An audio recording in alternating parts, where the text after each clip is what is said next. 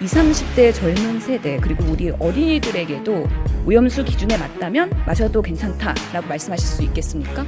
정상적인 때 마시는 물들이 얼마든지 있는데 그거를 왜 그거를 관두고 1,500 베크렐을 하는 물을 마시라고 제가 왜 권하겠습니까? 그렇지 않다고 하는 분들이 많기 때문에 또 그러면서 그럼 당신은 마실 수 있겠냐? 그래서 저는 거기에 대한 확신이 있기 때문에 저는 마시겠다고 한 겁니다. 누구를 권고할 생각도 없고 협박할 생각도 없고 누구를 애매길 생각은 더욱더 없습니다. 총리의 발언은 헌신적인 것 같긴 한데 자살골 넣는 발언이기도 한 것 같습니다. 의학적으로 봤을 때는 총리님의 기대 수명, 이게 젊은 세대들의 기대 수명과는 상당히 차이가 많죠. 젊은 세대들은 기대 수명이 많이 남아있기 때문에 이런 유해 물질에 대한 노출은 최소화하는 게 맞다고 저는 보고요. 총리님께서 후쿠시마 오염수 기준에 맞다면 마시겠다고 말씀하셨는데요. 국민 불안을 잠재우기 위해서 상징적인 발언을 한 거라고 이해를 합니다. 오염수를 마신다면 한 번 마신다는 겁니까? 아니면 반복적으로도 마실 수 있다는 말씀입니까? 그거는 기준에 맞는다면은 반복적으로라도 마실 수 있다고 생각합니다. 저는 의사로서 권고하지 않습니다. 제가 이 질문을 하는 이유는요. 아무리 방사능 수치가 기준치 이하의 오염수라 하더라도 반복적으로 그리고 만성적으로 노출되었을 때 우리의 인체에 미칠 영향 그 누구도 장담하지 못한다고 생각을 합니다. 총리님 어떻게 생각하세요? 또 많은 전문가들은 그렇게 생각은 하지 않는 것 같습니다. 일부 그렇게 생각하시는 분들도 물론 있고요. 그러나 중요한 거는 기준은 반드시 지켜야 되죠. 예, 균형 잡힌 전문가들의 말씀을 더 경청하셨으면 좋겠는데요. 총리님 자녀분이나 손자분 있으신가요?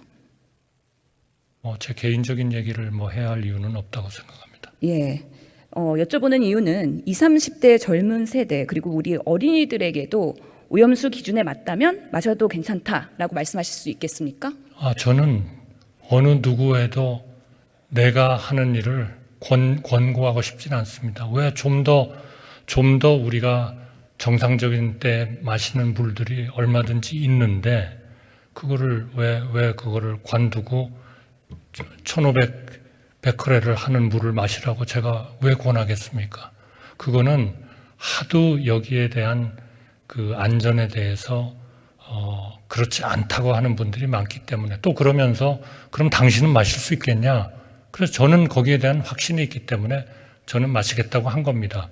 누구를 권고할 생각도 없고 협박할 생각도 없고 누구를 애매길 생각은 더욱더 없습니다.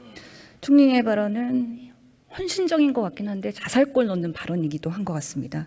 의학적으로 봤을 때는 총리님의 기대 수명, 이게 젊은 세대들의 기대 수명과는 상당히 차이가 많죠. 젊은 세대들은 기대 수명이 많이 남아있기 때문에 이런 유해 물질에 대한 노출은 최소화하는 게 맞다고 저는 보고요. 특히 후쿠시마 원전에 대한 과학적 검증은 그렇기 때문에 더욱더 보수적으로 이루어져야 된다고 생각합니다. 어떻게 생각하시나요? 저는 당연히 정상적인 음료수가 있는데 그거 1,500 베크렐 되는 바닷물을 갖다가 마신다는 게 그걸 제가 왜 권고를 하겠습니까? 유해물질 기준치 이하라는 것은요, 긴급한 독성이나 위해가 없는 수준을 정하는 것이지 사람에게 전혀 위험하지 않다라는 뜻은 아니죠.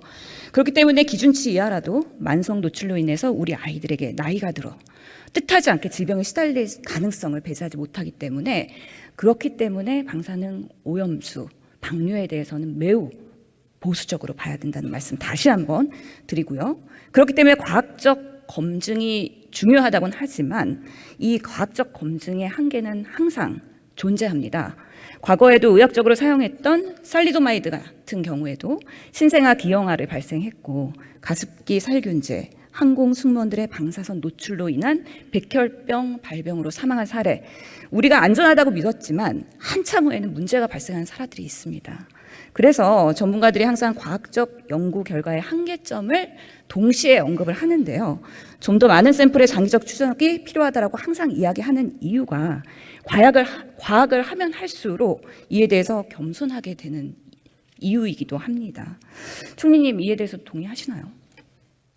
의학적 지식을 저보다 수십 배 더 많이 가지신 의원님께서 말씀하시는 것을 제가 어떻게 해서 안 받아들이겠습니까? 그러나 저의 확신은 오염수 방류에 대해서는 우리가 그러한 과학적 바탕을 분명히 한다는 걸 전제 조건으로 해서 방류에 방대하지 않는다 하는 그런 원칙을 우리 전 정부나 지금 정부가 가지고 있기 때문에 그런 것을 입증하기 위해서 대한민국의 총리가 1500베크럴 되는 것을 한번 마셔봐라.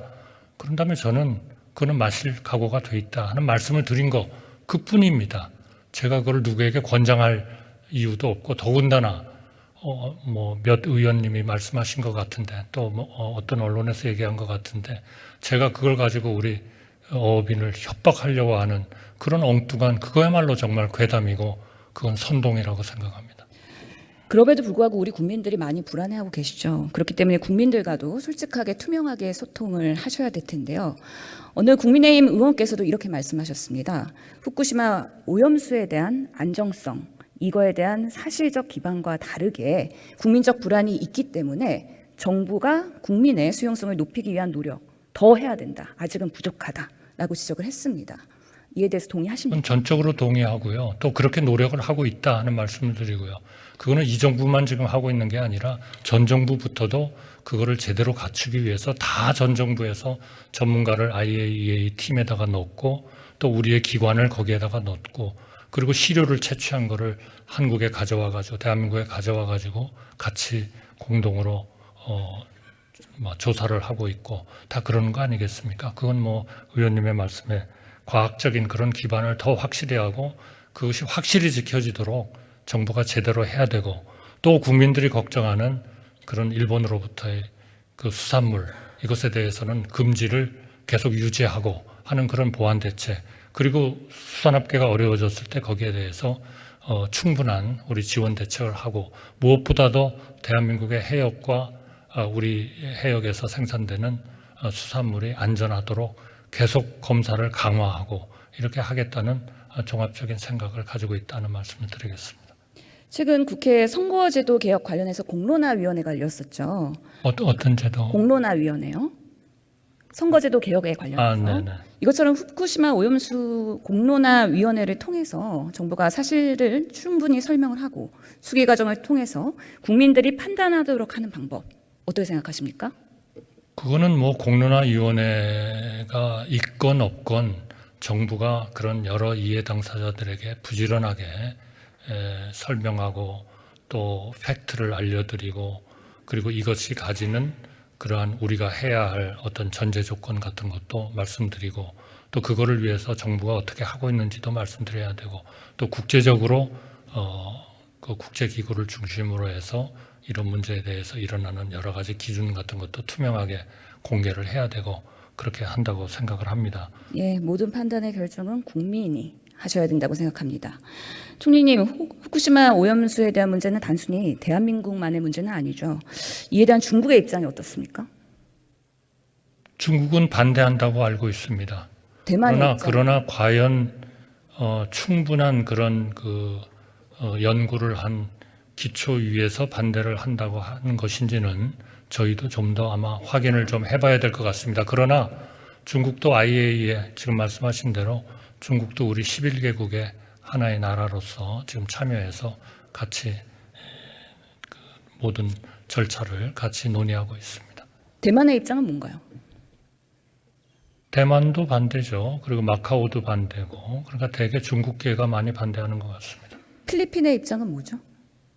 필리핀의 입장은 별로 호의적인 것 같지는 않습니다만 그렇다고 해서 공개적으로 그 문제를 크게 하는 것 같지는 않습니다. 그 문제는 제가 더 좀 확인을 해보겠습니다. 필리핀의 입장은요. 호주의 입장은 무엇이죠? 호주의 입장도 제가 좀 확인을 해봐야 될 것 같습니다. 호주는 태평양의 어떤 연안에 있는 국가임에는 틀림이 없지만 저는 IAEA가 분명한 과학적 기반을 가지고 이 문제를 향후 몇십 년에 걸쳐서도 노력을 한다면 저는 제가 그거를 미리 예단할 수는 없겠습니다만은 호주가 크게 이 문제에 대해서 미국이나 이런 비슷한 입장을 가지고 있지 않나 저는 그렇게 생각합니다. 그 문제는 제가 더 좀 한번 확인을 하고 말씀드리도록 하겠습니다. 피지의 입장은 뭔가요? 그 태평양 연안국들은 걱정을 많이 하죠. 그러나 그것은 뭐 시찰도 했고 태평양 연안국들이 그러나 걱정을 계속 하고 있는 건 맞습니다. 그러나 그분들도 이 모든 절차가 투명하게 진행되어야 하고 과학적으로 진행되어야 하고 국제법과 국제 기준에 맞게 진행되어야 한다 하는 입장은 지난번에 그 정상회담을 했을 때에도 그러한 입장들을 일단 최종적인 그러한 그 합의문에 제시한 것으로 알고 있습니다. 여러 나라가 우려를 표하고 있죠. 이 문제로 각 나라의 해수부 장관이 미팅을 한 적이 있습니까? 아마 그런 기회가 있었을 거고요.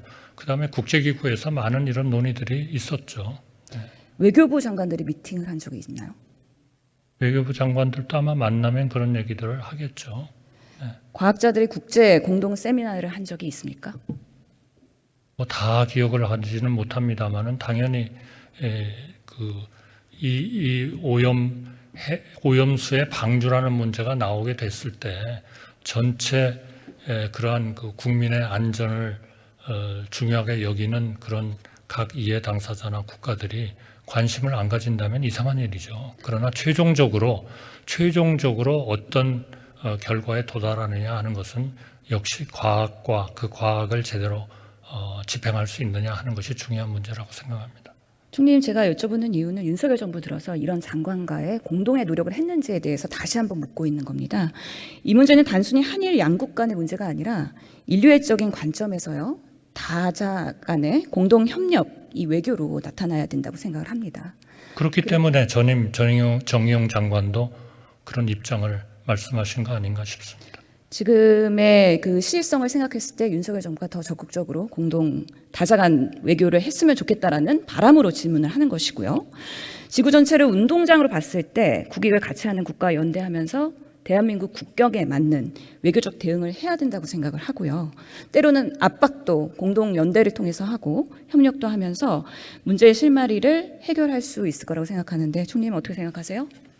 특히 어떤 불법적인 사항, 기준이 안 지켜지는 사항 이런 것들이 발생한다면 정말 그거는 뭐 대한민국뿐만이 아니고 국제기구와 모든 국가들과 연대해서 그러한 일들이 일어나지 않도록 하는 그러한 모든 조치를 취해야 된다고 생각합니다.